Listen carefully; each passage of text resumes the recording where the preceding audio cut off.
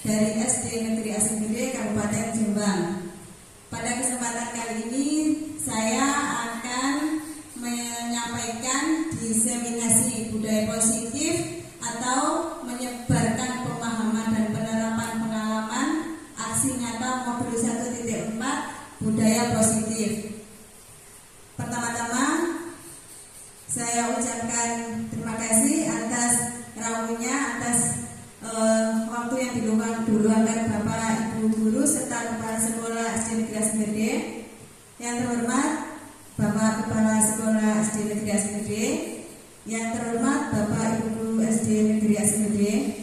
Pertama-tama marilah kita ucapkan puji syukur kehadirat Allah Subhanahu wa taala yang telah melimpahkan rahmat serta hidayah kepada kita sehingga pada hari ini kita dapat berkumpul pada acara diseminasi budaya positif.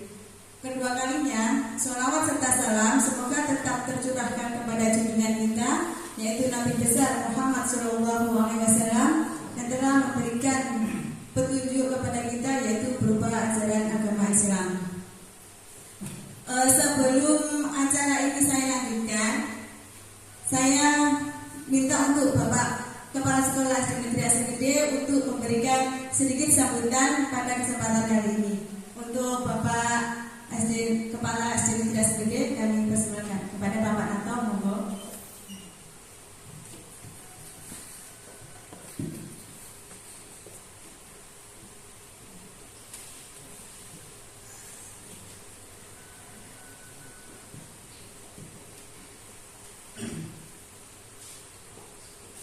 Assalamualaikum warahmatullahi wabarakatuh.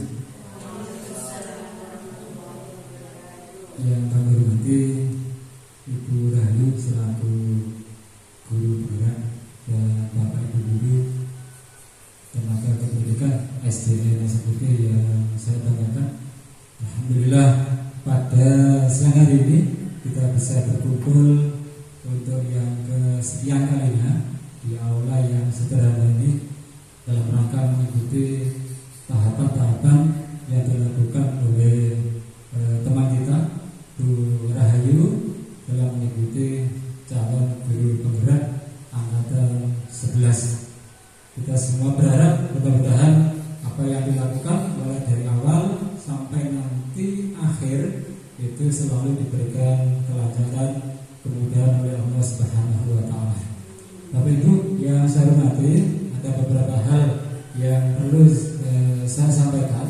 Yang pertama, atas nama sekolah mengucapkan terima kasih pada Bu Rahayu yang telah ikut dan terlibat langsung di dalam guru penggerak ini. Saya yakin bahwa di dalam guru penggerak itu banyak hal yang nantinya akan diperoleh, banyak hal yang baru, banyak hal yang nantinya perlu diterapkan di lembaga kita.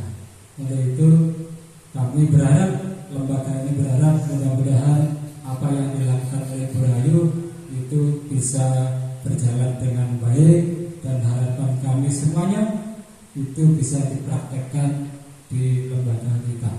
Bapak Ibu yang saya hormati, kita yang ada di lembaga ini seharusnya juga ikut mendukung kegiatan ini, karena mau tidak mau, suka tidak suka, itu adalah sudah menjadi hal yang dianjurkan oleh pemerintah.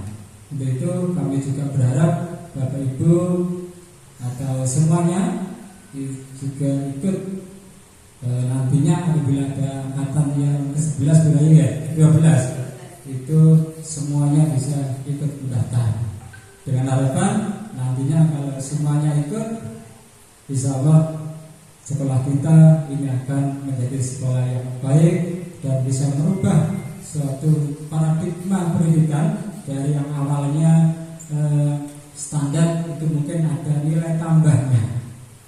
Itu yang kami harapkan. Bapak Ibu yang saya hormati, kali ini Ibu Rahayu melaksanakan satu diseminasi tentang budaya positif. Budaya positif ini sesuatu tradisi yang biasa dilakukan di tiap-tiap lembaga, tiap-tiap masyarakat tetapi itu perlu juga penanganan yang lebih baik. Kita biasa karena berkadang dengan anak-anak itu sesuatu yang biasa. Oh ini tuh hukuman dan lain sebagainya. Tetapi secara teknik, secara ilmu pendidikan ini nanti akan dijabarkan oleh Bu Rahayu. Apabila Bapak Ibu guru nantinya menerapkan hal ini, saya yakin ini akan menjadi sesuatu yang baik dan dampak dari lingkungan lembaga kita, pendidikan kita ini akan menjadi lebih baik. Harapan kami semuanya nantinya itu tidak ada hal-hal yang tidak enak di wali murid. Karena apa? Nantinya penerapan ini kadang-kadang hukuman dari guru, entah itu jahiran, entah itu omongan dan lain sebagainya, itu nantinya akan dikelola dengan baik dengan sekolah dan akan berjalan dengan baik. Itu yang kami harapkan.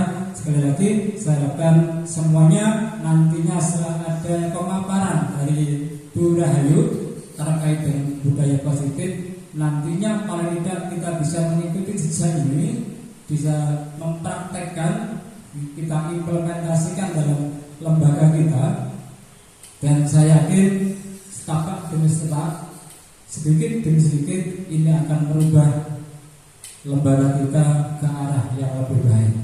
Itu harapan kami, dan saya ucapkan terima kasih juga kepada pembimbing fasil ataupun juga guru praktik yang nantinya bisa mendampingi Bu Rahayu di tahapan-tahapan ini. Dengan harapan kami pun juga berharap ada sesuatu yang kurang dari Bu Rahayu ini diarahkan, dibimbing, ditunjukkan, sehingga langkah Bu Rahayu untuk mencapai tujuan akhirnya itu bisa berjalan dengan baik dan sukses untuk Bu Rahayu, sukses untuk lembaga, dan sukses untuk kita bersama. Itu yang kami harapkan. Ada kurang lebihnya saya mohon maaf. Saya akhiri. Assalamualaikum warahmatullahi wabarakatuh.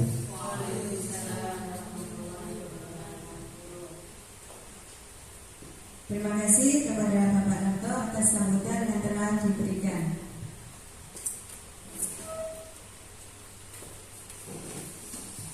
Tujuan pembelajaran khusus pada diseminasi aksi nyata ini yaitu CGP dapat menyampaikan pembelajaran dari penerapan konsep inti dari modul budaya positif serta pemahaman mereka mengenai konsep-konsep inti dalam modul budaya positif. Budaya positif yang pertama yaitu tentang perubahan paradigma belajar. Pembelajaran dengan paradigma baru. Pembelajaran dengan paradigma baru ini merupakan pembelajaran yang dirancang berdasarkan pembelajaran berdiferensiasi, sehingga para peserta didik belajar sesuai kebutuhannya berdasarkan tahap perkembangan sesuai teori psikologi modern untuk mewujudkan profil pelajar Pancasila. Nah, masih ingat profil pelajar Pancasila ada berapa? Ada berapa Bapak-bapak Ibu? Profil pelajar Pancasila ada 6. Apa saja itu? Ya, beriman, bertakwa kepada Tuhan Yang Maha Esa, dan berakhlak mulia. Kemudian berkebinekaan global. Kemudian bergotong royong, kreatif, bernalar, kritis, dan mandiri. Nah, ini ada lagunya tentang profil pelajar Pancasila. Pelajar Pancasila beriman dan bertakwa pada Tuhan Yang Esa dan berakhlak mulia, berkebinekaan global, gotong royong, mandiri, kreatif, dan bernalar kritis. Nah, itu lagunya. Ada juga gerakannya, deh. Lagu juga gerakannya ada. Kemudian, nah sekarang coba lakukan kegiatan berikut. Ini kegiatannya cobalah buka. Jadi pada kegiatan ini berpasang-pasangan. Anda dan teman Anda akan melakukan kegiatan cobalah buka. Anda adalah A. Tugas Anda adalah mengepakkan salah satu tangan Anda. Coba Anda bayangkan bahwa Anda menyimpan sesuatu yang berharga, yang sangat berharga di dalam kepalan tangan Anda. Anda perlu menjaga benda tersebut sekuat tenaga, karena begitu pentingnya untuk kehidupan Anda. Tugas B atau teman Anda mencoba dengan berbagai macam cara untuk membuka kepalan tangan Anda. Nah, teman Anda atau B ini boleh dengan cara membujuk, boleh dengan cara menghardik, mengintimidasi, memarahi, menggoda, menggelitik, bahkan menawari Anda uang agar Anda bersedia membuka kepalan tangan. Ya, sekarang coba berdiri, dipraktekkan. Siapa yang berperan menjadi A, siapa yang berperan menjadi B. Jadi yang A ini punya barang yang berharga. Jadi di kepala tangan ini, digenggam sekuat tenaga. Kemudian yang B ini berusaha agar si A ini mau membuka kepala tangannya. Ayo silakan dilakukan. 1, 2, 3, monggo. Berpasang-pasangan, ya. Ayo silakan.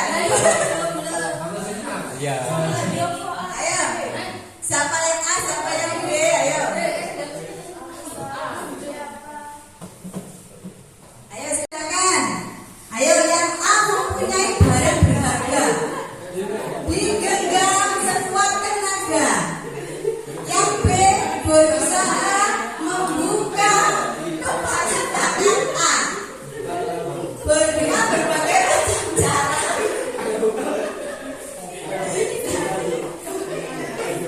Yang A berusaha mempertahankan.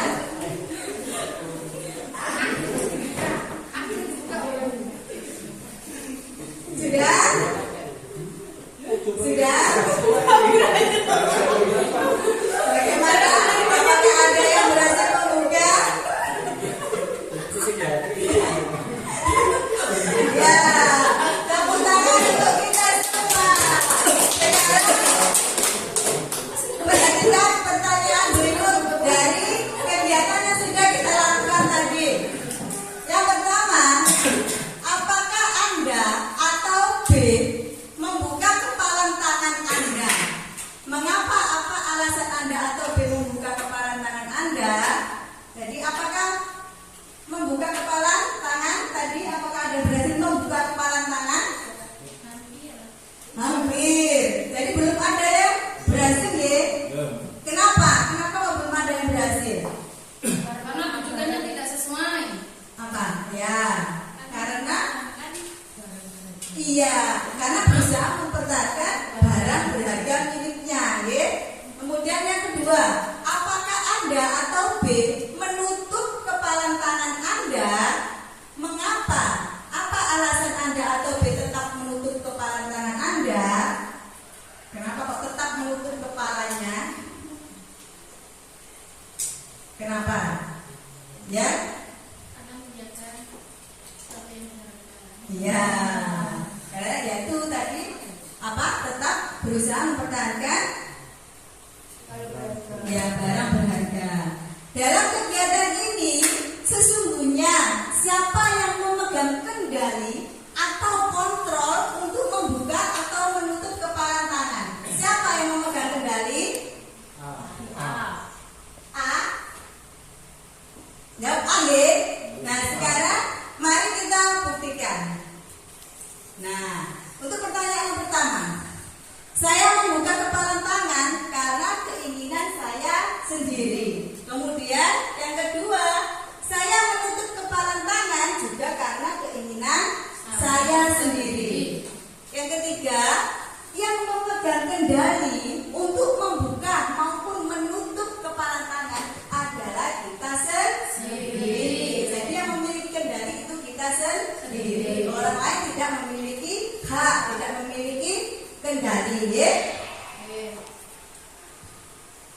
Sibuk. Miskonsepsi tentang teori kontrol menurut Dr. William Glasser. Yang pertama, ilusi guru mengontrol murid. Kemudian, yang kedua, ilusi bahwa semua penguatan positif efektif dan bermanfaat. Yang ketiga, ilusi bahwa kritik dan membuat merasa bersalah mampu menguatkan karakter. Dan yang keempat, ilusi bahwa orang dewasa berhak memaksa.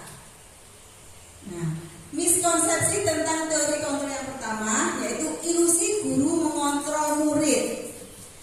Pada dasarnya, kita tidak dapat memaksa murid untuk berbuat sesuatu jikalau murid tersebut memilih untuk tidak melakukannya. Jadi kita sebagai guru tidak memiliki hak untuk memaksa murid kita agar melakukan sesuatu sesuai dengan keinginan kita. Jadi kita tidak memiliki hak. Walaupun tampaknya guru sedang mengontrol perilaku murid, hal demikian terjadi karena murid sedang mengizinkan dirinya dikontrol. Saat itu, bentuk kontrol guru menjadi kebutuhan dasar yang dipilih murid tersebut. Teori kontrol menyatakan bahwa semua perilaku itu memiliki tujuan, bahkan terhadap perilaku yang tidak disukai. Jadi masing-masing perilaku itu memiliki tujuan, bahkan perilaku yang tidak disukai pun itu memiliki tujuan. Miskonsepsi tentang teori kontrol yang kedua yaitu ilusi bahwa semua penguatan positif efektif dan bermanfaat. Penguatan positif atau bujukan adalah bentuk-bentuk kontrol. Segala usaha untuk mempengaruhi murid agar mengulangi suatu perilaku tertentu adalah suatu usaha untuk mengontrol murid tersebut. Dalam jangka waktu tertentu, kemungkinan murid tersebut akan menyadarinya dan mencoba untuk menolak bujukan kita, atau bisa jadi murid tersebut menjadi tergantung pada pendapat sang guru untuk berusaha. Jadi kita sebagai guru tidak boleh membujuk murid kita agar menurut kepada gurunya, ya. Untuk yang ketiga, ilusi bahwa kritik dan membuat orang merasa bersalah dapat menguatkan karakter. Menggunakan kritik dan rasa bersalah untuk mengontrol murid menuju pada identitas gagal. Mereka belajar untuk merasa buruk tentang diri mereka. Mereka mengembangkan dialog diri yang negatif. Kadangkala sulit bagi guru untuk mengidentifikasi bahwa mereka sedang melakukan perilaku ini, karena seringkali guru cukup menggunakan suara yang halus untuk menyampaikan pesan negatif. Jadi kadang-kadang guru itu menyampaikan pesan-pesan negatif dengan suara yang lembut, dengan suara yang halus. Miskonsepsi tentang teori kontrol yang berikutnya yaitu ilusi bahwa orang dewasa memiliki hak untuk memaksa. Banyak orang dewasa yang percaya bahwa mereka memiliki tanggung jawab untuk membuat murid-murid berbuat hal-hal tertentu. Apapun yang dilakukan dapat diterima selama ada sebuah kemajuan berdasarkan sebuah pengukuran kinerja. Pada saat itu pula, orang dewasa akan menyadari bahwa perilaku memaksa tidak akan efektif untuk jangka waktu panjang dan sebuah hubungan permusuhan akan terbentuk. Jadi dalam hal ini tidak boleh memaksakan kehendak kepada murid, karena itu akan menimbulkan efek kepada murid tersebut.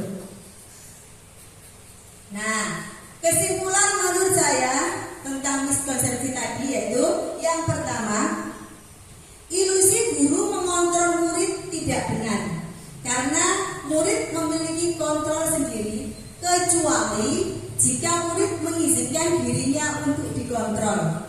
Yang kedua, ilusi tentang penguatan positif efektif dan bermanfaat menurut saya benar, karena dicapai, yaitu hal-hal yang positif sehingga akan bermanfaat bagi semua. Kemudian yang ketiga, ilusi bahwa kritik dan membuat orang bersalah menurut saya tidak sepenuhnya dibenarkan. Kenapa? Karena dapat menguatkan karakter orang lain. Karena kritik yang membangun juga dapat menumbuhkan motivasi seseorang untuk menjadi lebih baik. Kemudian untuk yang keempat, ilusi bahwa orang dewasa memiliki hak untuk memaksa. Menurut saya itu tidak benar. Karena sesuatu yang dipaksakan maka hasilnya tidak akan selalu baik, tidak akan mendapatkan hasil yang baik. Nah, mengubah paradigma stimulus respon ke pendekatan teori kontrol. Nah, di situ stimulus responnya kebutuhan kita sama, realitas atau kebutuhan kita sama. Teori kontrolnya realitas atau kebutuhan kita berbeda. Kemudian semua orang melihat hal yang sama. Teori kontrolnya setiap orang memiliki gambaran yang berbeda. Yang ketiga, stimulus responnya kita mencoba mengubah orang agar berpandangan sama dengan kita. Teori kontrolnya kita berusaha memahami pandangan orang lain tentang dunia. Yang berikutnya, stimulus responnya perilaku buruk dilihat sebagai suatu kesalahan. Teori kontrolnya semua perilaku memiliki tujuan. Kemudian stimulus respon yang berikutnya, orang lain bisa mengontrol saya. Teori kontrolnya hanya Anda yang bisa mengontrol diri Anda. Jadi hanya kita sendiri yang bisa mengontrol diri kita. Stimulus respon yang berikutnya, saya bisa mengontrol orang lain. Teori kontrolnya, Anda tidak bisa mengontrol orang lain. Pemaksaan ada pada saat bujukan gagal. Teori kontrolnya, kolaborasi dan konsensus menciptakan pilihan-pilihan baru. Dan stimulus respon yang terakhir, model berpikir memang menang atau kalah. Teori kontrolnya, model berpikir menang-menang. Nah, menurut saya, untuk yang pertama tadi, kebutuhan pokok manusia itu sama. Akan tetapi, untuk kebutuhan yang lain bisa jadi berbeda. Jadi ada yang sama, ada yang berbeda untuk kebutuhan yang lainnya. Yang kedua, setiap orang memiliki pandangan yang berbeda sesuai dengan sudut pandang masing-masing. Yang ketiga, kita tidak bisa mengubah pandangan orang lain sesuai dengan keinginan kita. Dan kita tidak bisa mengontrol orang lain. Karena yang bisa mengontrol orang lain itu hanya dirinya sendiri. Yang keempat, setiap orang berperilaku memiliki tujuan. Yang kelima, yang dapat mengontrol saya hanya diri saya sendiri. Yang keenam, kolaborasi dan konsensus dapat menciptakan hal-hal yang baru. Dan yang ketujuh, untuk model berpikir selalu tentang kata menang agar terpacu semangat untuk meraih suatu kemenangan. Budaya positif yang kedua yaitu disiplin positif. Nah, disiplin ini berasal dari kata disiplin yang artinya itu belajar. Disiplin mengacu pada disiplin diri yang memiliki tanggung jawab terhadap apa yang dilakukan berdasarkan nilai-nilai yang telah diyakininya. Kemudian, disiplin positif ini merupakan salah satu cara penerapan disiplin yang bertujuan untuk menumbuhkan kesadaran serta memberdayakan peserta didik tanpa imbalan penghargaan atau reward, ancaman atau hukuman. Sebagai pendidik, tujuan kita yaitu menciptakan peserta didik yang memiliki disiplin diri, sehingga mereka berperilaku mengacu kepada nilai dan memiliki motivasi intrinsik dalam perubahan perilaku ke arah yang lebih baik. Nah, ketika mendengar kata disiplin, apa yang terbayang di benak Anda? Apa kira ketika kita mendengar kata disiplin, apa yang terbayang di benak kita semua? Nah, apa yang terlintas di pikiran kita? Kebanyakan orang akan menghubungkan kata disiplin itu dengan tata tertib, dengan peraturan, dan juga bisa juga dengan kepatuhan pada suatu peraturan. Kata disiplin juga sering dihubungkan dengan hukuman, padahal itu sungguh berbeda. Jadi berbeda antara disiplin dan hukuman. Karena belajar tentang disiplin positif tidak harus dengan memberi hukuman. Justru adalah salah satu alternatif terakhir dan kalau perlu tidak digunakan sama sekali. Dalam budaya kita, makna kata disiplin ini dimaknai menjadi sesuatu yang dilakukan seseorang pada orang lain untuk mendapatkan kepatuhan. Jadi kita cenderung menghubungkan kata disiplin dengan ketidaknyamanan. Bapak pendidikan kita yaitu Ki Hajar Dewantara menyatakan bahwa di mana ada kemerdekaan, disitulah harus ada disiplin yang kuat. Sungguh pun disiplin itu bersifat self-disiplin, yaitu kita sendiri yang mewajibkan dengan sekeras-kerasnya, tetapi itu sama saja. Sebab jikalau kita tidak cakap melakukan self-disiplin, wajiblah penguasa lain untuk mendisiplinkan diri kita.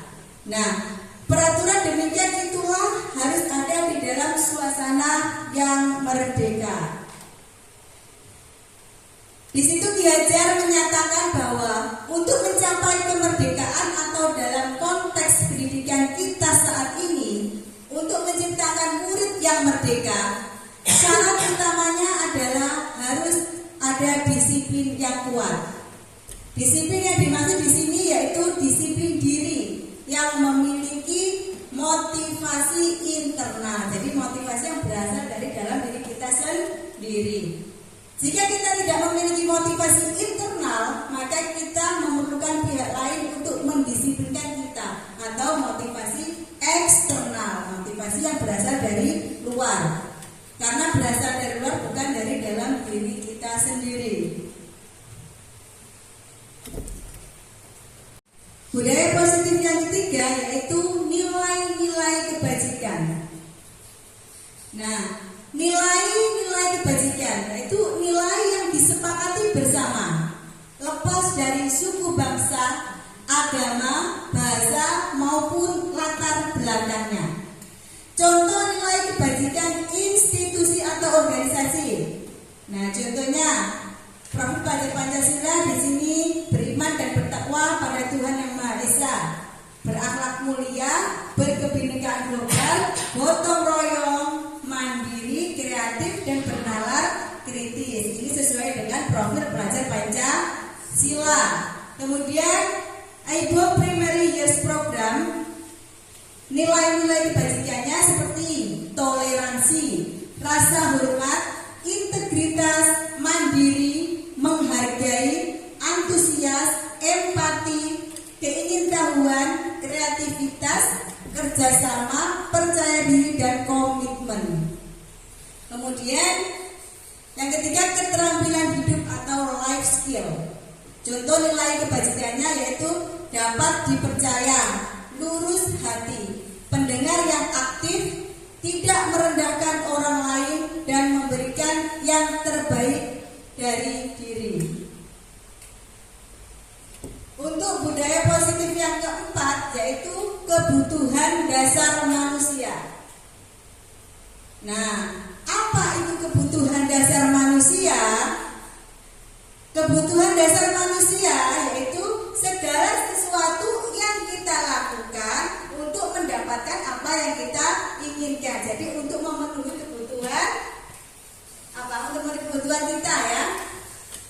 Seluruh tindakan yang kita lakukan ini memiliki tujuan.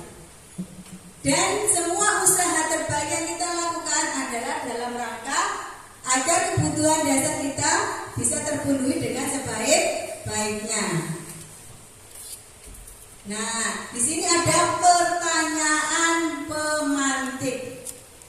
Pertanyaannya, Ibu Ambar, guru wali kelas 2A di SD Pelita Hati, sedang bingung menghadapi ulah salah satu murid di kelasnya, yaitu Doni. Beberapa anak di kelas 2A telah datang padanya dan mengeluhkan Doni yang sering kali meminta bekal makan siang mereka dengan paksa. Jika Anda menghadapi situasi seperti Ibu Ambar, apa yang akan Anda lakukan? Menurut Anda, kira-kira apa alasan Doni melakukan hal itu? Nah, jika Bapak Ibu dalam posisi Ibu Ambar, maka apa yang akan Bapak Ibu lakukan jika dalam posisi Ibu Ambar? Apa? Apa Pak Ib? Apa Pak Ib? Iya. Apabila saya jadi Ibu Ambar, karena Doni menurut saya ya tergolong anak yang usil, nakal, ya dipanggil.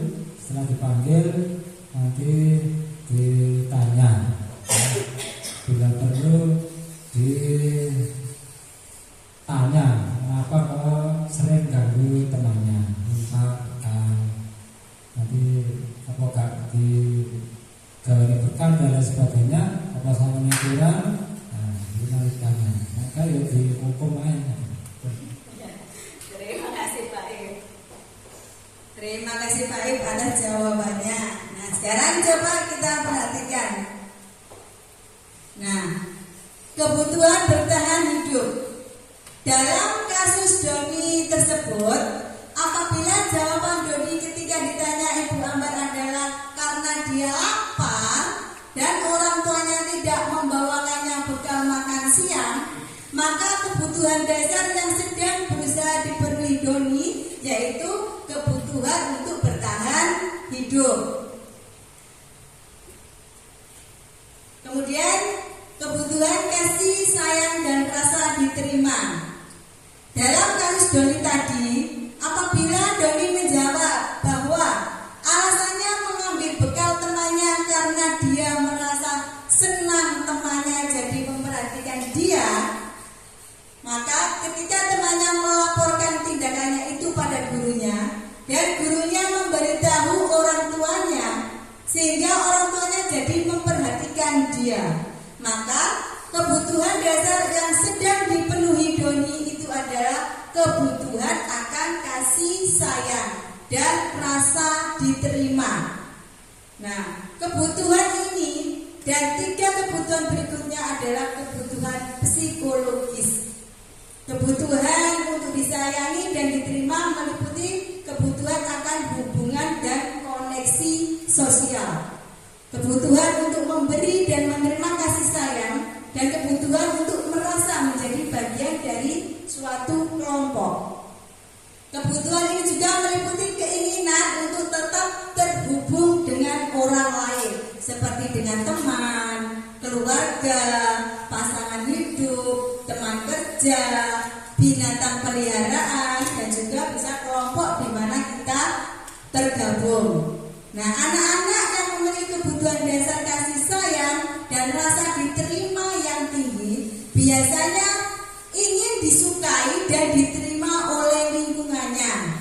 Mereka juga akrab dengan orang tuanya. Biasanya mereka belajar karena suka pada gurunya. Bagi mereka, teman sebaya sangatlah penting. Mereka juga biasanya suka bekerja dalam kelompok. Nah, kemudian kebutuhan dasar berikutnya yaitu penguasaan, kebutuhan pengakuan atas kemampuan.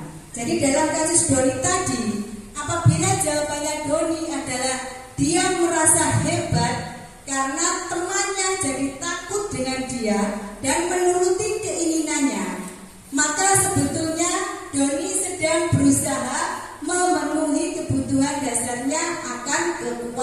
pemaksaan. Jadi ingin diakui atas kemampuannya.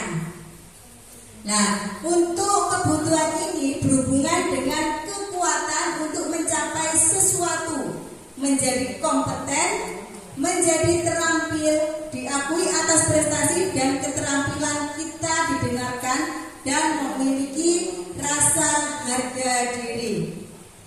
Kebutuhan ini meliputi keinginan untuk dianggap berharga, bisa membuat perbedaan, bisa membuat pencapaian kompeten, diakui dan dihormati.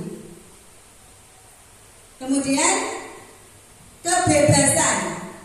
Bila jawaban Doni dalam kasus tadi adalah bahwa dia merasa bosan dengan bekal makanan yang dibawakan ibunya dari rumah, karena ibunya selalu membawakan bekal yang sama, yang itu saja. Oleh karena itu, dia ingin mencoba makanan teman-temannya yang beraneka ragam. Maka Doni sedang berusaha memenuhi kebutuhannya akan kebebasan. Nah, kebutuhan untuk bebas yaitu kebutuhan akan kemandirian, otonomi, memiliki pilihan dan mampu mengendalikan arah hidup seseorang. Nah, kebutuhan dasar manusia itu ada 5 kebutuhan dasar manusia, yaitu yang pertama adalah bertahan hidup. Nah, kebutuhan bertahan hidup ini meliputi makanan, pakaian, tempat tinggal, keamanan, kesehatan, atau bisa juga ini disebut dengan kebutuhan primer. Yang kedua yaitu kasih sayang dan rasa diterima.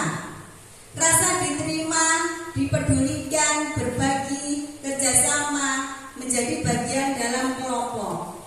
Kemudian yang ketiga yaitu penguasaan.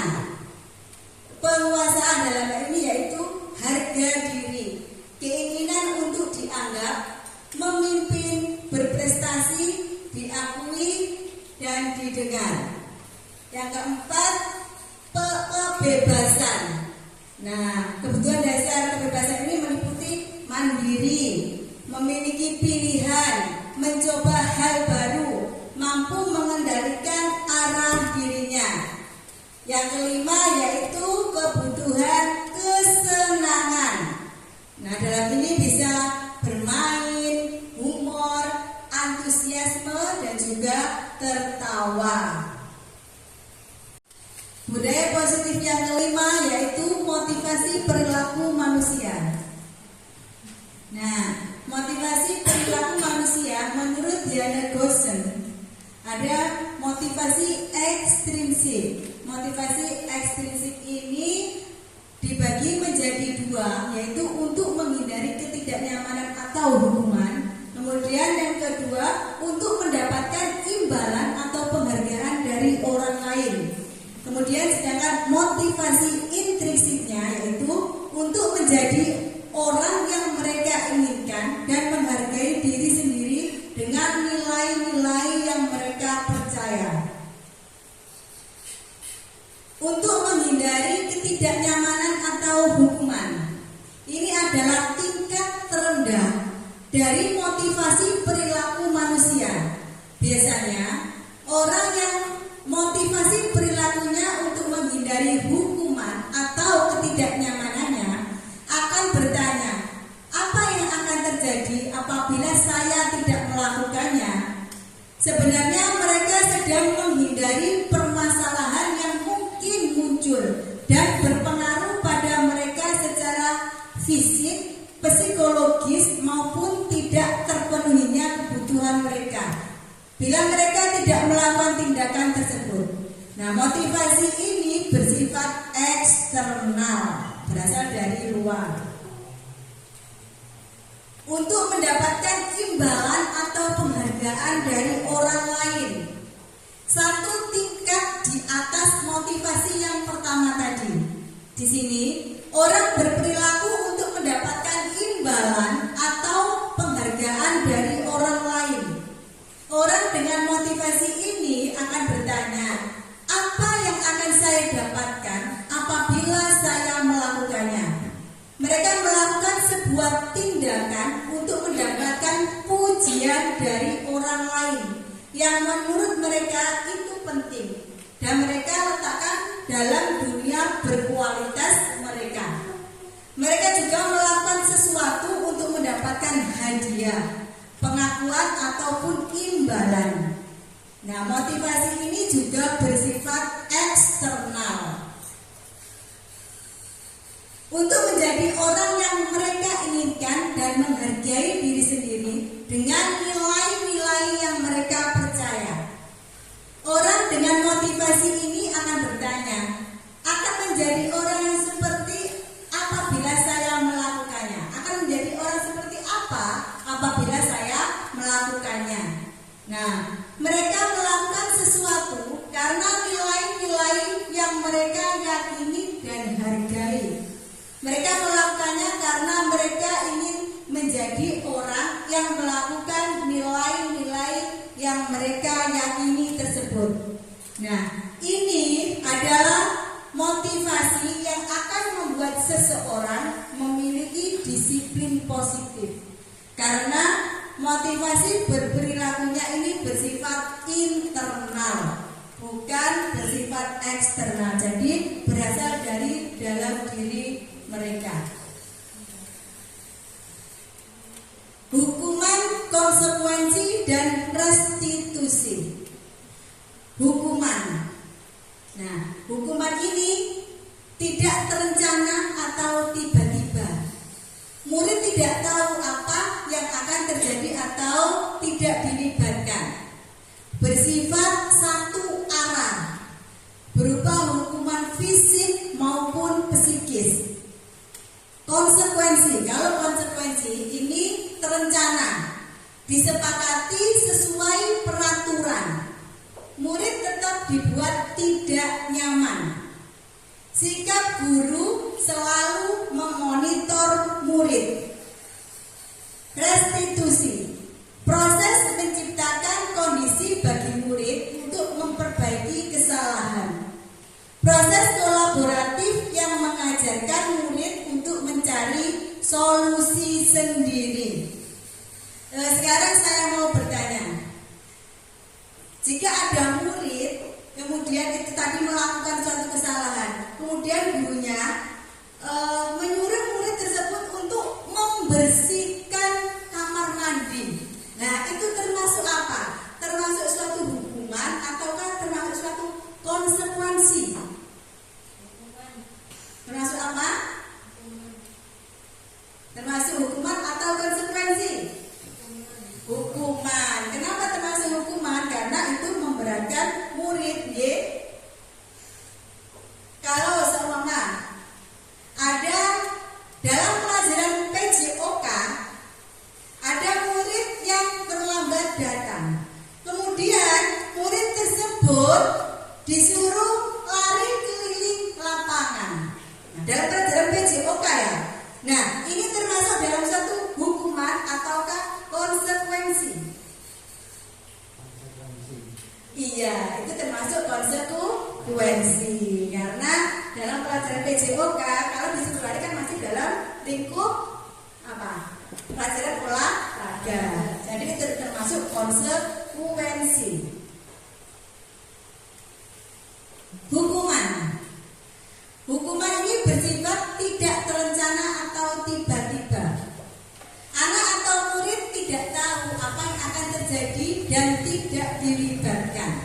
Hukuman bersifat satu arah dari pihak guru yang memberikan, dan murid hanya menerima suatu hukuman tanpa melalui suatu kesepakatan atau pengarahan dari pihak guru, baik sebelum atau sesudahnya. Hukuman yang diberikan ini bisa berupa fisik maupun psikis. Jadi murid atau anak disakiti oleh suatu perbuatan atau kata-kata, ini merupakan suatu hukuman. Nah, ini konsekuensi. Konsekuensi ini sudah terencana atau sudah disepakati bersama, sudah dibahas dan disetujui oleh murid dan juga guru. Jadi sudah dirundingkan, disepakati bersama-sama. Umumnya bentuk-bentuk konsekuensi dibuat oleh pihak guru atau sekolah. dan murid sudah mengetahui sebelumnya konsekuensi yang akan diterima bila ada pelanggaran. Pada konsekuensi, murid tetap dibuat tidak nyaman untuk jangka waktu pendek. Konsekuensi biasanya diberikan berdasarkan suatu data yang umumnya dapat diukur. Misalnya, setelah 3 kali tugasnya tidak diselesaikan pada batas waktu yang diberikan, atau murid melakukan kegiatan di luar kegiatan pembelajaran, misalnya mengobrol, maka murid tersebut akan kehilangan waktu bermain dan harus menyelesaikan tugas karena ketertinggalannya. Nah, ini disebut konsekuensi karena sudah disepakati terlebih dahulu secara bersama-sama. Restitusi. Restitusi yaitu proses menciptakan kondisi bagi murid untuk memperbaiki kesalahan mereka sehingga mereka bisa kembali pada kelompok mereka dengan karakter yang lebih kuat. Nah, restitusi ini merupakan proses kolaboratif yang mengajarkan murid untuk mencari solusi untuk masalah mereka dan membantu murid berpikir tentang orang seperti apa yang mereka inginkan dan bagaimana harus memperlakukan orang lain. Ini disebut restitusi. Budaya positif yang keenam yaitu posisi kontrol guru. 5 posisi kontrol guru. Yang pertama yaitu penghukum, yang kedua pembuat merasa bersalah, yang ketiga teman, yang keempat pemantau, dan yang kelima manajer. Kira-kira menurut Bapak Ibu, posisi kontrol yang manakah selama ini yang Bapak Ibu lakukan? Apakah penghukum? Apakah membuat rasa bersalah? Apakah teman, pemantau, atau manajer? Yang mana selama ini yang Bapak Ibu lakukan menurut Bapak Ibu?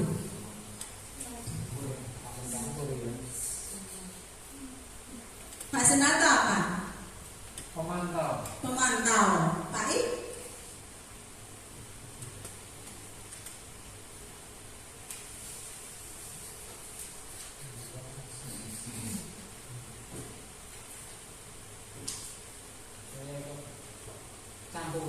Campuran antara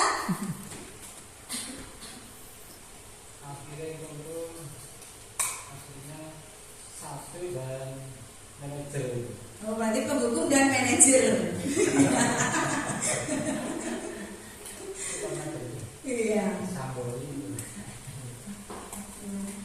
Yang pertama yaitu penghukum. Seorang penghukum bisa menggunakan hukuman fisik maupun verbal. Orang-orang yang menjalankan posisi penghukum senantiasa mengatakan bahwa sekolah memerlukan sistem atau alat yang dapat lebih menekan murid-murid lebih dalam lagi. Kemudian, guru-guru yang menerapkan posisi penghukum akan berkata, patuhi aturan saya atau awas, kamu selalu saja salah, selalu, pasti selalu yang terakhir selesai. Itu biasanya kata-katanya dalam penghukum. Guru seperti ini senantiasa percaya hanya ada satu cara agar pembelajaran bisa berhasil. Kemudian penghukum biasanya dengan nada suara tinggi, bahasa tubuh atau mata melotot, dan jari menunjuk-nunjuk atau menghadir. Kemudian hasilnya kemungkinan murid marah dan mendendam atau bersifat agresif. Bisa jadi sesudah kembali duduk, murid tersebut akan mencoret-coret bukunya atau meja tulisnya. Lebih buruk lagi, sepulang sekolah, murid terlihat melihat motor atau mobil bapak ibu gurunya, maka bisa-bisa kendaraan bapak ibu gurunya itu dikempes, bisa juga, atau bisa juga dibesuk paku supaya balik kempes. Itu hasil dari posisi kontrol penghukum. Nah, posisi kontrol yang kedua, pembuat rasa bersalah. Pada posisi ini biasanya guru akan bersuara lebih lembut.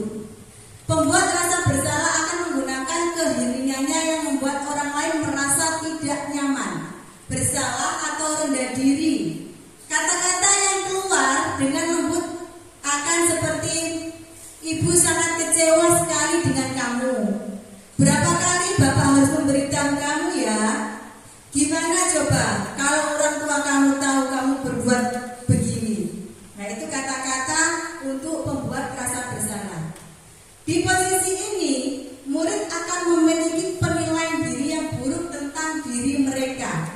Murid merasa tidak berharga dan telah mengecewakan orang-orang yang disayanginya. Pembuat merasa bersalah ini biasanya dengan nada suara memelas, halus atau sedih. Bahasa tubuh biasanya merapat pada anak atau lesu. Hasilnya, murid akan merasa bersalah. Bersalah telah mengecewakan ibu atau bapak gurunya. Murid akan merasa menjadi orang yang gagal dan tidak sanggup membahagiakan orang lain. Nah, kadang-kala sikap seperti ini lebih berbahaya dari sikap penghukum, karena emosi akan tertanam rapat di dalam murid menahan perasaan. Tidak seperti murid dengan guru penghukum, di mana murid bisa menumpahkan amarahnya walaupun dengan cara yang negatif. Ini pada sifat penghukum. Murid tertekan seperti inilah yang tiba-tiba bisa meletus amarahnya dan bisa menyakiti diri sendiri atau orang lain. Nah, yang ketiga yaitu posisi kontrol teman. Guru pada posisi ini tidak akan menyakiti murid, namun akan tetap berupaya mengontrol murid melalui persuasi. Posisi teman pada guru bisa negatif ataupun positif. Positif di sini berupa hubungan baik yang terjalin antara guru dan murid. Nah, kata-kata yang diucapkan, ayo bantulah demi Bapak ya. Ayo ingat bantuan Bapak selama ini. Ya sudah, kali ini tidak apa-apa.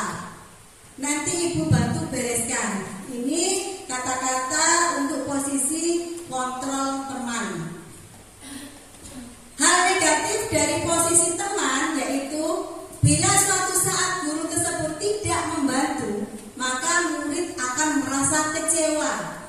Jadi akan menimbulkan ketergantungan karena merasa gurunya adalah sahabatnya sendiri, merasa temannya sendiri.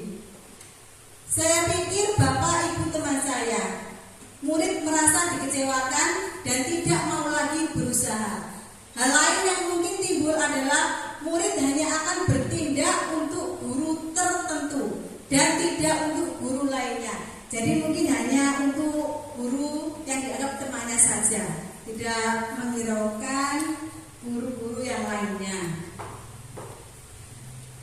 Untuk posisi teman ini, nada suaranya yaitu ramah, akrab, dan bercanda. Sedangkan bahasa tubuhnya yaitu merapat pada murid, mata, dan senyum jenaka.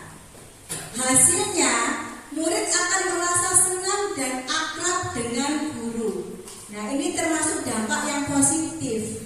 Hanya saja di sini negatif, murid menjadi tergantung pada gurunya. Itu dampak negatifnya. Murid tergantung pada guru. Jagano gurune. Posisi kontrol yang berikutnya yaitu pemantau. Memantau berarti mengawasi. Pada saat kita mengawasi, kita bertanggung jawab atas perilaku orang-orang yang kita awasi. Posisi pemantau berdasarkan pada peraturan-peraturan dan konsekuensi. Dengan menggunakan sanksi atau konsekuensi, kita dapat memisahkan hubungan pribadi kita dengan murid. Sebagai seseorang yang menjalankan posisi pemantau, pertanyaan yang diajukan seorang pemantau yaitu, peraturannya apa? Apa yang telah kamu lakukan? Sanksi atau konsekuensinya apa? Seorang pemantau sangat mengandalkan penghitungan, catatan, data yang dapat digunakan sebagai bukti atas perilaku seseorang. Posisi pemantau ini nada suaranya datar, bahasa tubuh yang formal. Hasilnya yaitu murid memahami konsekuensi yang harus dijalankan karena telah melanggar salah satu peraturan sekolah. Guru tidak menunjukkan suatu emosi yang berlebihan.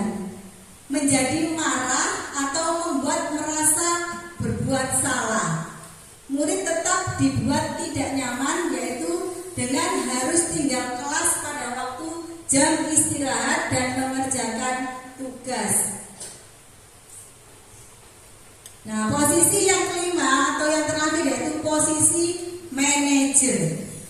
Manajer di sini yaitu posisi di mana guru berbuat sesuatu bersama dengan murid, mempersilahkan murid mempertanggungjawabkan perilakunya, mendukung murid agar dapat menemukan solusi atas permasalahannya sendiri. Seorang manajer telah memiliki keterampilan di posisi teman maupun pemantau. Dan dengan demikian bisa jadi di waktu-waktu tertentu kembali kepada kedua posisi tersebut bila diperlukan. Jadi posisi manajer ini posisi yang paling atas, ya. Posisi bisa dikatakan posisi yang paling baik dalam 5 kontrol guru tadi. Di manajer, murid diajak untuk menganalisis kebutuhan dirinya maupun kebutuhan orang lain. Di sini penekanan bukan pada kemampuan membuat konsekuensi, namun dapat berkolaborasi dengan murid bagaimana memperbaiki kesalahan yang telah dibuatnya.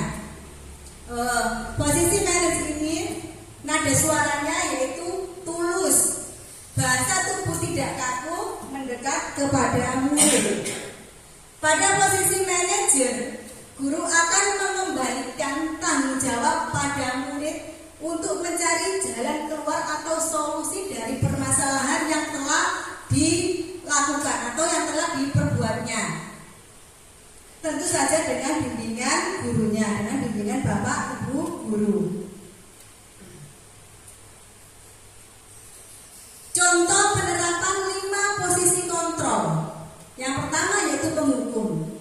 Contohnya, hormat pada bendera selama 1 jam. Berdiri di depan kelas dengan 1 kaki. Menulis kalimat sebagai hukuman sebanyak 1 lembar. Nah, ini contoh penghukum. Pembuat rasa bersalah. Ini berapa kali Bapak Ibu harus memberitahu kamu selalu saja mengecewakan. Kemudian, bagaimana seandainya orang tua kamu tahu tindakanmu ini? Kemudian sebagai posisi kontrol teman. Ayo dong, ikuti aturan sekolah. Tolong bantu Bapak Ibu ya. Nah, ini posisi teman. Ya sudah, tidak apa-apa. Lain kali jangan sampai berbuat seperti ini lagi ya. Nah, ini kata-kata dalam posisi kontrol sebagai teman. Kemudian dalam pemantau. Kamu sudah melanggar peraturan sekolah. Kamu tahu konsekuensinya. Setelah upacara, kamu beri atributnya ke koperasi dan jangan diulangi lagi. Kemudian yang terakhir, posisi manajer. Apakah kamu tahu kesalahanmu? Kira-kira bagaimana kamu memperbaiki kesalahanmu? Apakah kamu meyakininya? Jadi dalam posisi manajer ini, murid dibimbing untuk dapat mencari solusi dari permasalahan yang telah dilakukannya. Nah, coba sekarang ada beberapa pertanyaan tentang posisi kontrol. Posisi kontrol, apakah aku? Saya kecewa sekali dengan kamu. Apa kira-kira? Membuat rasa bersalah. Kita, nah betul, membuat rasa bersalah. Kemudian yang kedua, kamu tidak pernah benar melakukannya. Posisi kontrol apakah ini? Kita cek. Iya betul, penghukum. Yang ketiga, apa rencanamu untuk menyelesaikan masalah ini? Apakah betul manajer jawabannya? Iya betul. Berikutnya, posisi kontrol apakah aku? Ayo lakukan demi Bapak Ibu ya.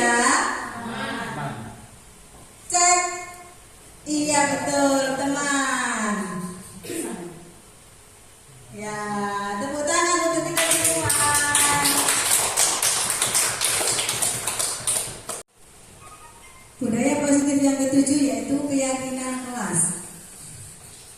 Nah, mengapa keyakinan kelas?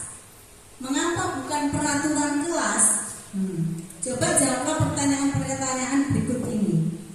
Yang pertama, mengapa kita memiliki peraturan tentang penggunaan helm pada saat mengendarai kendaraan roda 2 atau motor? Kenapa? Kenapa pada saat mengendarai kendaraan bermotor kita memakai helm? Untuk apa? Ya, untuk keselamatan. Kemudian yang kedua, mengapa kita memiliki peraturan tentang penggunaan masker dan mencuci tangan setiap saat? Kenapa kita memiliki peraturan menggunakan masker dan mencuci tangan? Kira-kira kemungkinannya jawabannya apa?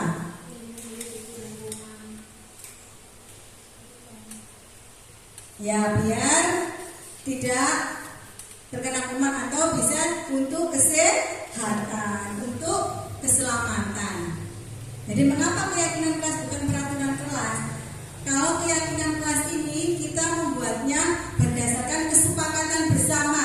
Jadi tidak oleh satu pihak saja. Jadi kalau keyakinan kelas ini dibuat antara guru dan juga murid.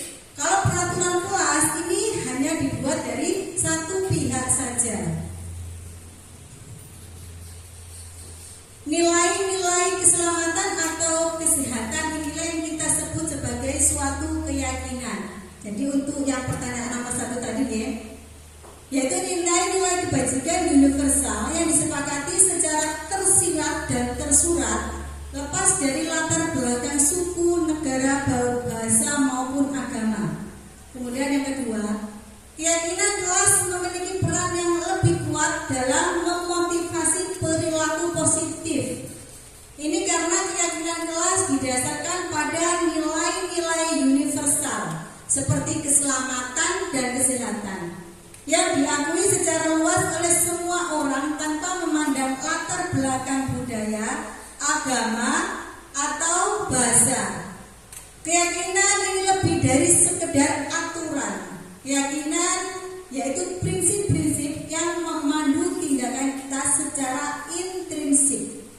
Murid-murid akan cenderung lebih termotivasi untuk berperilaku sesuai dengan keyakinan karena mereka merasa terhubung secara pribadi dan meyakini nilai-nilai tersebut. Nah, ini salah satu contoh pembentukan keyakinan kelas yang ada di kelas 4. Di kelas saya ya. Jadi pembentukan keyakinan kelas bersifat abstrak, berupaya pernyataan universal, dibuat dalam pernyataan positif. Kalimat sedikit saja agar mudah dipahami, sesuai dengan kondisi kelas dan sekolah sehingga mudah diterapkan. Semua warga sekolah atau warga kelas dilibatkan saat membuat keyakinan kelas. Jadi dalam membuat keyakinan kelas ini tidak serta-merta langsung jadi keyakinan kelas. Jadi ada tahapan-tahapannya. Kita harus membuat peraturan kelas dulu.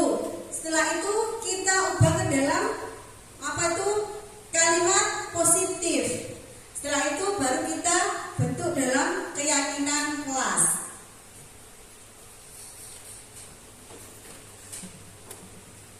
Pembentukan keyakinan kelas. Nah, lihatlah daftar peraturan di bawah ini, kemudian tuliskan keyakinan kelas atau nilai kebajikan yang dituju dari peraturan tersebut. Peraturan contohnya untuk nomor 1 ya. Kembalikan barang pada tempatnya. Ini keyakinan atau nilai kebajikannya tanggung jawab. Untuk yang kedua, dilarang mengganggu orang lain. Kira-kira keyakinan atau nilai kebajikannya apa untuk yang nomor 2? Dilarang mengganggu orang lain. Apa kira-kira? Apa Pak Sunarto?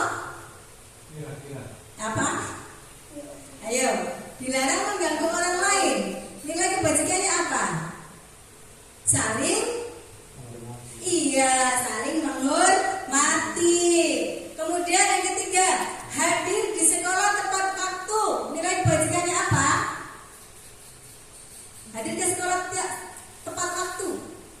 nilai kebajikannya? Iya, disiplin. Betul. Dilarang melakukan kekerasan. Apa nilai kebajikan atau keyakinannya? Dilarang melakukan kekerasan. Apa? Saling apa? Saling menyayangi, boleh. Saling menghormati, bisa juga saling menghargai. Dilarang merokok. Apa nilai kebajikannya? Dilarang merokok. Berarti apa? Keyakinan atau nilai kebajikannya? Dilarang merokok. Berarti untuk apa ya? Kalau kalian merokok? Berarti untuk kesehatan atau untuk keselamatan.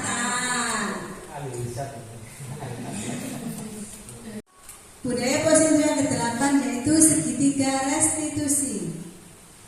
Nah, dalam segitiga restitusi ini ada 3 tahap, yaitu segitiga restitusi ini merupakan suatu proses dialog yang dijalankan oleh guru agar dapat menghasilkan murid yang mandiri dan bertanggung jawab.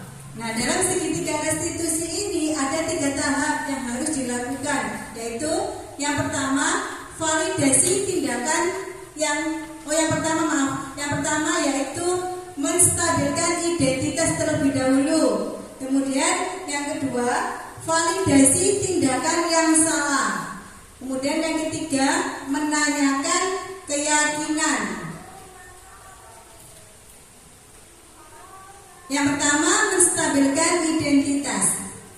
Bagian dasar dari segitiga bertujuan untuk mengubah identitas anak dari orang yang gagal karena melakukan kesalahan menjadi orang yang sukses. Anak yang melanggar peraturan karena sedang mencari perhatian adalah anak yang sedang mengalami kegagalan. Dia mencoba untuk memenuhi kebutuhan dasarnya, namun ada benturan. Kalau kita mengkritik dia, maka kita akan tetap membuatnya dalam posisi gagal. Kalau kita ingin menjadi reflektif, maka kita harus meyakinkan si anak. Ketika seseorang merasa sedih dan emosional, mereka tidak bisa mengakses bagian otak yang berfungsi untuk berpikir secara rasional. Saat itulah kita harus menstabilkan identitas anak sebelum terjadi hal-hal lain yang bisa memperburuk keadaan. Kita sebaiknya membantu anak untuk tenang dan kembali ke suasana hati di mana proses belajar dan penyelesaian masalah bisa dilakukan. Nah, berdasarkan prinsip membuat kesalahan adalah bagian dari proses pembelajaran. Nah, biasanya dalam menstabilkan identitas, kata-kata yang biasa digunakan atau kalimat yang biasa digunakan yaitu berbuat salah itu wajar. Tidak ada manusia yang sempurna. Bapak Ibu juga pernah melakukan itu. Bapak Ibu tidak mau mencari siapa yang salah, tapi Bapak Ibu ingin mencari solusi dari permasalahan ini. Kemudian kamu berhak merasa begitu. Nah, tanda kedua yaitu validasi tindakan yang salah. Setiap tindakan dilakukan dengan suatu tujuan, yaitu memenuhi kebutuhan dasar. Kalau kita memahami kebutuhan dasar apa yang mendasari sebuah tindakan, kita akan bisa menemukan cara-cara paling efektif untuk memenuhi kebutuhan tersebut. Menurut teori kontrol semua tindakan manusia, baik atau buruk, pasti memiliki maksud dan tujuan tertentu.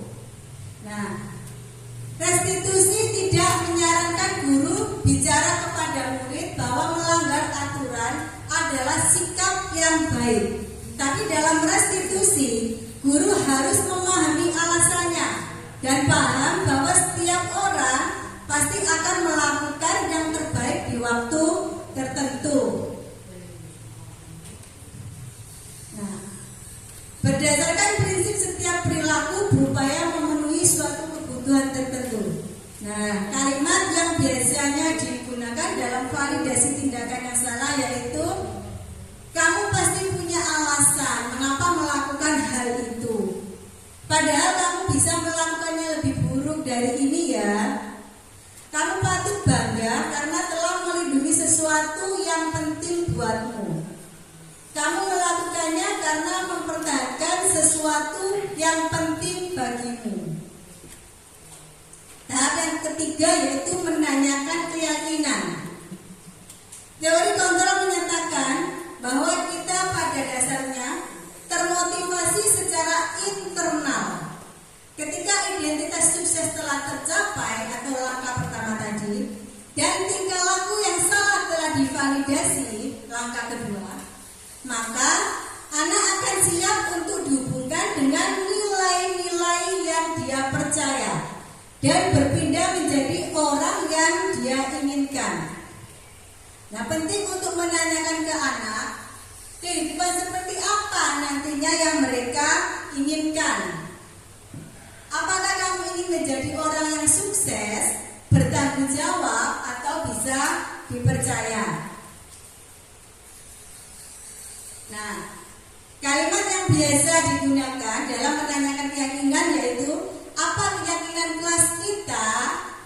Nilai-nilai apa yang telah disepakati bersama? Seperti apa gambaran sebuah kelas yang ideal menurut kamu? Kamu ingin menjadi orang yang seperti apa?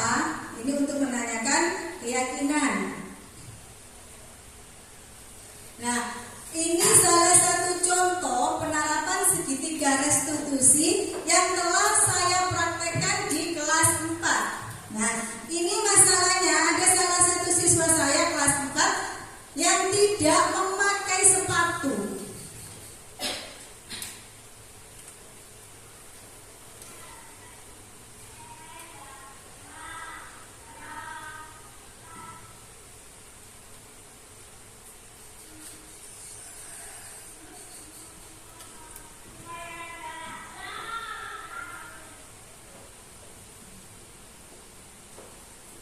Nah, kemudian ini tahapan-tahapan segitiga restitusi yang saya lakukan untuk menanyakan kepada anak tersebut kenapa kok melakukan hal itu.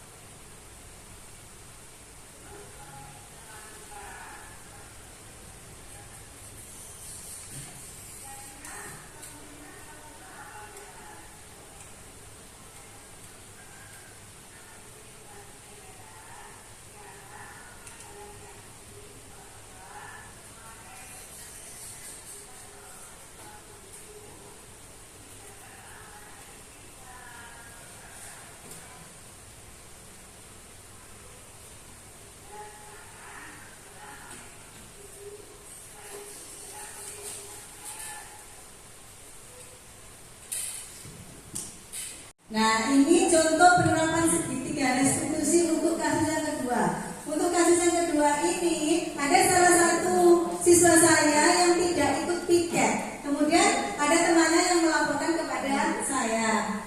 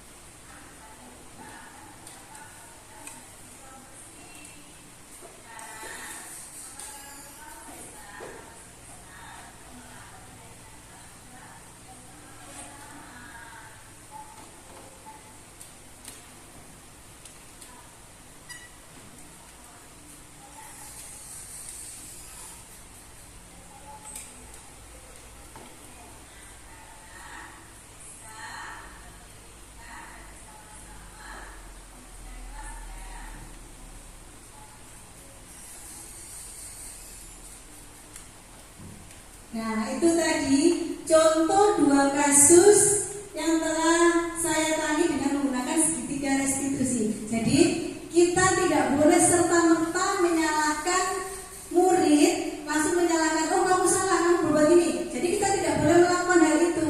Kita harus menggunakan tahapan-tahapan dari segitiga restitusi. Yaitu yang pertama tadi, yaitu harus menstabilkan identitas. Kemudian yang kedua, memvalidasi tindakan yang salah. Dan yang terakhir, menanyakan keyakinan. Jadi itu tindakan-tindakan yang harus kita lakukan sebagai guru dalam menangani suatu kasus yang kita hadapi di sekolahan. Jadi kita tidak boleh langsung menyalahkan kenapa kok anak ini melakukan suatu kesalahan. Kita tanya terlebih dahulu.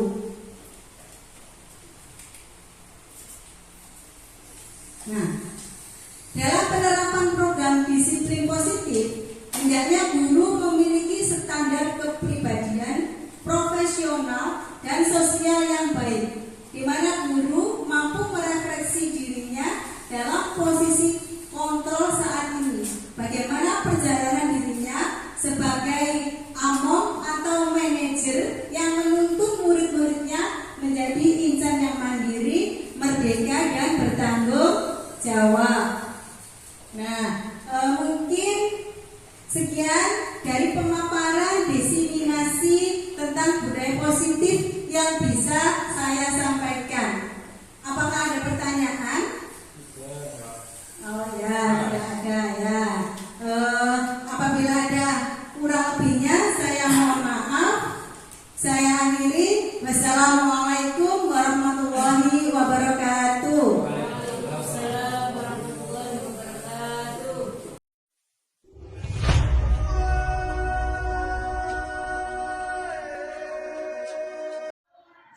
Assalamualaikum warahmatullahi wabarakatuh. Saya Sunarto, guru SD Negeri Asem Gede, teman sejawat dari Bu Rayu Lestari, calon guru penggerak angkatan 11. Setelah melaksanakan diseminisasi tentang budaya positif, kontrol guru, segitiga restitusi, keyakinan kelas, kami banyak menerima pemahaman dari materi tersebut, termasuk tidak hanya saya tetapi juga teman-teman guru yang lainnya. Maka jika terjadi suatu masalah pada murid, maka yang kami lakukan adalah mencari tahu dulu permasalahannya. Bisa menggunakan cara segitiga restitusi yang telah disampaikan oleh Bu Rayu. Terima kasih pada Bu Rayu, juga teman-teman yang telah memberikan kami pemahaman secara menyeluruh tentang budaya positif dan kawan-kawannya tadi. Saya kira wassalamualaikum warahmatullahi wabarakatuh.